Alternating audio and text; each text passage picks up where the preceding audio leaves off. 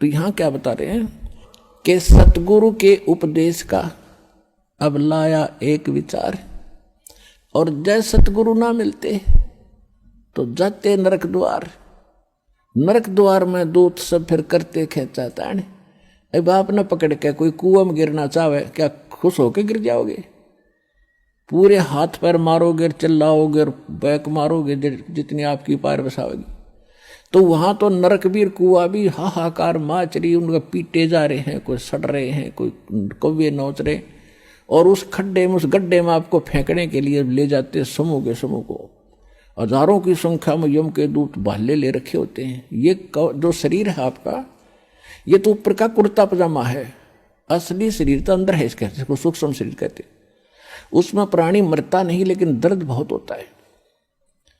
तो ये भूत प्रेत उस सूक्ष्म शरीर में घूमते हैं, वो आपको नहीं दिख सकते, और वहां वो शरीर होता है। उसको फिर जब आदेश हो जाता धर्मराज से, धर्मराज के यहाँ से, न्यायाधीश से, जाओ इसको नरक में, इसको स्वर्ग में, इसको गधे की योनि में, इसको कुत्ते की योनि में, वो तो फटाफट चले जाते हैं। यम के दूत जब उसको लेकर चलते हैं पूरे टोल के टोल को, जैसे डांगर पशुओं को फाटक में रोकते समय वो वापस बाजन गलठ मार मार के अंदर ठोक्या करें, तो वो स्थिति होगी वहां पर उन प्राणियों की जो सत भक्ति नहीं करते या नकली संतों से नाम लेकर भक्ति करे।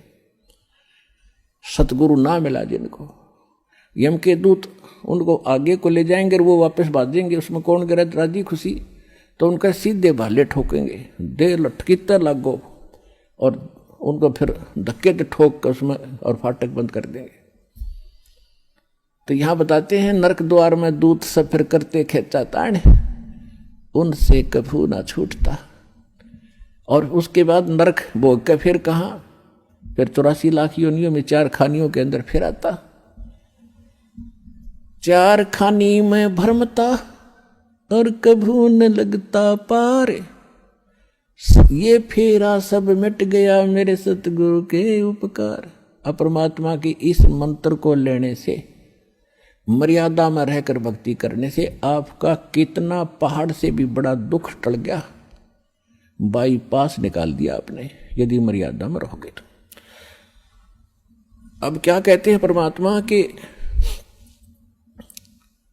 सतगुरु के सजदे करूं कर्म छुटाए कोटि, और जो सतगुरु की निंदा करे उनके यम तोड़ेंगे होठ। कि ऐसे संत ने जो इतना उपकार किया, इतना निर्मल मार्ग, और ऐसे पहाड़ से भी भारी दुख जीव के बचा रहे हैं, और यहाँ इस जीवन में भी करोड़ पापों से आपको बचाया जा रहा है। बीड़ी मत पीना, शराब ना पीना, मांस मत खाना, भाई किसी की आत्मा ना दुखाना। अब आपको इतनी दया और ज्ञान होगा भगवान का, तो फिर आप इन पापों से बच के सारा दिन भगवान की भक्ति करते हो, ना बैठ के गप्पे मारो, किधर ताश खेलो, किधर राजनीति बतलाओ, किधर सिनेमा मार्ग फुड़वाओ बैठे बैठे। अब कितने बाईपास निकाल दिए, कितने कर्म छुटवा दिए आपके बुरे। कहते हैं सतगुरु के सजदा करूं कर्म छुटाए कोट, और ऐसे सतगुरु की जो निंदा करें फिर यम के दूत उनके होठ तोड़ेंगे, यानी ऐसा पीटेंगे कि तय लागो। होठ तो नाजुक होती हैं, कोई बालक ना धमकावे तो उठा पर ना मारा करे, एक आधा थप्पड़ चट्टू कमरे में मार ले। कहते वो होठ भी फूटेंगे तो नो सोच लो बेरहमी से पीटा गया वो। तो कहते वहाँ इतनी पिटाई होगी आपकी, ऐसे महापुरुष की जो निंदा भी करते हैं। और फिर क्या बताया है, 7 समुद्र की मसी करूं लेखनी करूं बन राय, धरती का कागज करूं गुरु गुण लिख्यो न जाए। अब क्या गुण लिखेंगे उस ऐसे महापुरुष के जिसने ऐसे संकट से बचा दिया। एक कुत्ते का जीवन लिखने लग जाओ, जन्म होते वो क्या खाना शुरू करता है, कहाँ रहता है, गर्मी कितनी जोर की धूप पड़ती है, बाहर बिलख रहा होता है, सर्दी पड़ गिरती है, ऊपर से वर्षा भी होने लग जाती है, और वहीं गींडली सी मार के इकट्ठा हो गए नुपड़ा उपड़ा नुकर अरे ये पहले आंटी पाक रहा था मनुष्य बना हुआ जो भगवान कदे सोची भी कोई ना, यह भी बनेगी तेरे साथ।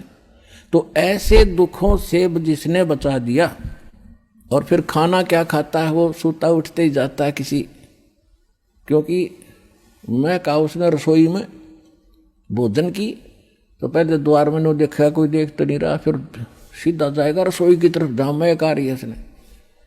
अब रसोई में कौन घुसने दे उसके, को लठ मारेगा, जो हाथ में आ गया वो ठोका पहले तो उसके। जो रसोई में घुसने की कोशिश करे, बाहर खड़ा रहे तुमको टूक मिल भी जा, पर इतनी उसमें संतोष नहीं रहता, भूखा मरा सूता सारी रात तो कुर्रा आया बैठ के, भौक्या भी मतलब। तो ये दुर्गति होगी और वहां लगे लठ, फिर वो थोड़ी देर तक चिल्ला होगा, फिर शायद दूसरे घर की तरफ ताकेगा कि शायद यहीं दाव लग गया। अब दूसरे घर में जब जाता है वहां उसके भाग को जूत मिले टूक मिले, जब वहां भी लठ लग गया तो फिर वो खखाट उठा, बाहर जाता जंगल में। उसको पता है कि वो मार नहीं खाई जाएगी, फिर क्या खाता है, वो टट्टी खाता जाकर के। ऐसी हालत हमारी होनी थी, और इस नाम से और इस भक्ति से और इस बंदी छोड़ की दया से आप इन सब से बाईपास निकल गए। तो कहते फिर क्या गुण लिखे इसे महापुरुष का, इसे भगवान का। 7 समंदर की स्याही बना दूं इंक, और पूरी धरती का कागज बना लूं, सारे वृक्षों की कलम बना कर रख लूं और फिर लिखने लग जाऊं, ये भी घिस जा, 7 समुद्र भी खत्म हो जा, पृथ्वी जितना बड़ा कागज भी थोड़ा पड़ जा, उस गुरु के गुण नहीं लिखे जा सकते। अब फिर क्या बताते हैं,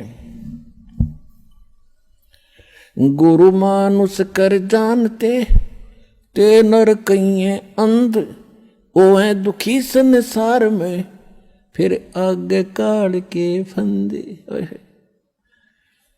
कहते ऐसे महापुरुष को एज ए तुम मनुष्य ट्रीट करोगे तो लाभ नहीं मिलेगा। उसके लिए परमात्मा क्या कहते हैं कि गुरु गोविंद कर जानियो, रहियो शब्द समाए, मिले जब दंडवत बंद की, नहीं पल पल ध्यान लगावे। कि गुरु को परमात्मा जानकर आप व्यवहार करना। अपना आत्मा एक सीधी सी बात है, जैसे ये दास परमात्मा ने भेज दिया, तो दास वो परमात्मा नहीं है जिसकी आपको चाह है। लेकिन इस दास को एज ए गॉड ना मानोगे, भगवान की तरह नहीं मानोगे, तो वो भगवान नहीं मिल सकता। अब जैसे एक गणित का एक प्रॉब्लम आती है, गणित में एक प्रश्न आता है, उसमें मूलधन ज्ञात करना होता है, बाकी दर भी टाइम भी सारा कुछ दिया होता है। तो उस मूलधन तो अरबों खरबों में होता है, अरबों खरबों का अमाउंट कई करोड़ रुपए का होता है। तो उस कई करोड़ अरब खरब के मूलधन को जानने के लिए आपको मानना पड़ता है, सपोज मूलधन इज 100 रुपीज। जो मूलधन है वो 100 रुपये, मान लो मूलधन 100 रुपये मानकर हम सवाल निकाला करते, प्रॉब्लम हल करते थे। तो वो प्रश्न का हल ऐसे ही होगा ना, हो ही नहीं सकता। लेकिन वो 100 रुपये मूलधन नहीं है, लेकिन वो मानना पड़ेगा, तब उससे वो दर निकलेगी और उसके बाद फिर कैलकुलेशन करके हम निकालते हैं। वो ओरिजिनल मूलधन तब प्राप्त होता है, तब हम सफल होते हैं। इसी प्रकार आप जी ने इस दास को मानना पड़ेगा। मान लो रामपाल भगवान, रामपाल वो भगवान नहीं है।